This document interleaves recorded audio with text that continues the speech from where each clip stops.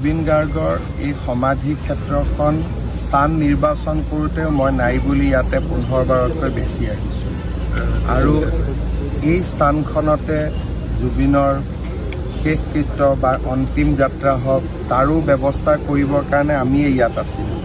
কিন্তু পিছত ৰাজনীতিৰ লগত জড়িত মানুহসকলে ইয়াক লৈ ইমান ৰাজনীতি কৰিলে যে এটা সময়ত ইয়াত আহিবও বেয়া লগা হৈ গ'ল, কাৰণ ইয়াতে জুবিনতকৈ ৰাজনীতিৰ কথা বেছি আলোচনা হোৱা আৰম্ভ হ'ল।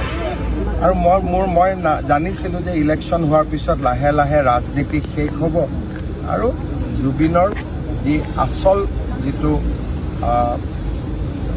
মানুহ বা আচল যিটো চৰিত্ৰ, আচল যিটো সত্তা, আচল যিটো শিল্পী মন, সেইটো নিজে নিজে প্ৰকাশ হ'ব।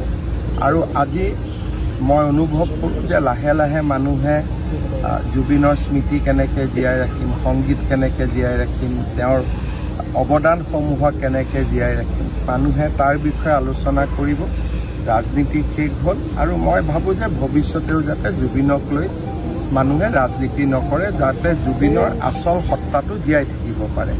কাৰণ মই নিজে অনুভৱ কৰোঁ, যিমান মানুহে জুবিন ক্ষেত্ৰত আহি ৰাজনীতি কৰিলে, সাধাৰণ মানুহক কোৱা নাই, যিসকলে ইয়াত বেছিকৈ আহি ৰাজনীতি কৰি আছিল, জীয়াই থকা দিনত তেওঁলোকে জুবিন গাৰ্গক সদায় সমালোচনাই কৰিছিল। গতিকে এইবিলাক বন্ধু হৈছিল অকল এটা পাৰপাছ লৈ।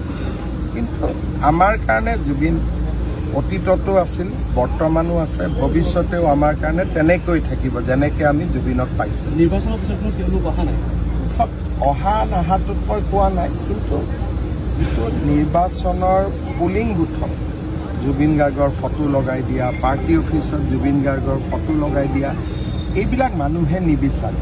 কাৰণ মানুহে শিল্পীক সদায় অৰাজনৈতিক হৈ থকাটোৱে বিচাৰে। আপুনি যদি এটা কেন্দ্ৰত ভোট দিব গৈছে, বিজেপিয়ে পদুম ফুল লৈ বহি আছে, কংগ্ৰেছে হাতৰ ছবিৰ পৰিৱৰ্তে যদি জুবিন গাৰ্গৰ ফটোখন লৈ বহি থাকে, মানুহৰ খং উঠিব নালাগে।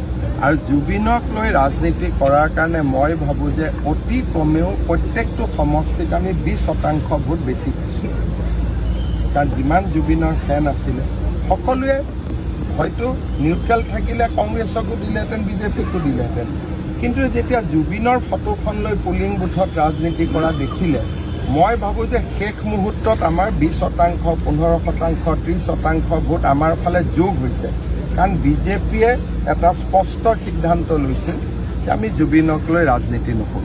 আৰু মই ভাবোঁ যে সেই সিদ্ধান্তটো যে আমাৰ একেবাৰে শুদ্ধ সিদ্ধান্ত আছিল, সময়ে প্ৰমাণ কৰিছে।